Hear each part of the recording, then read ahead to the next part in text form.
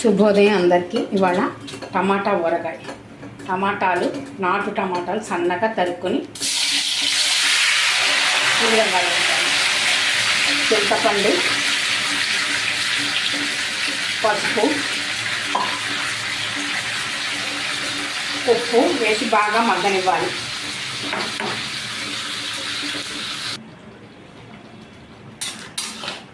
ఈ విధంగా బాగా ఉడకాలి, దగ్గర పడేంత వరకు.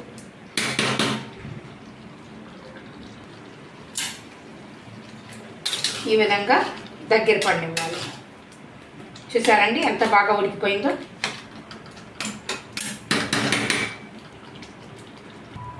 టమాటా ముద్ద చల్లారే లోపల పోపులో ఎండుమిరపకాయలు, వెల్లుల్లిపాయలు, ఆవాలు,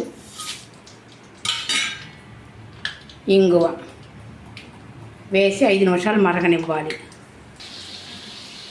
నూనె ఈ విధంగా కాగాక ఆఫ్ చేసేసుకోవాలి. రోస్ట్ చేసిన మెంతులు బాగా నైస్గా పౌడర్ చేయాలి. మెత్తగా మెంతి పొడి, కారం,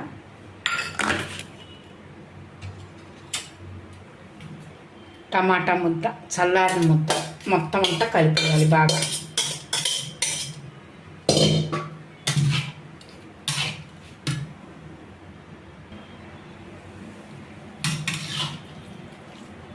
చూసారా ఎర్రగా కలుపుతుంటేనే నూరు ఊరిపోయింది.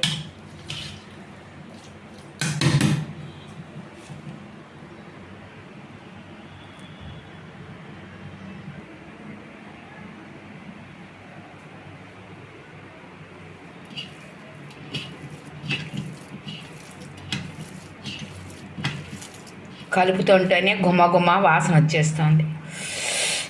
అబ్బా,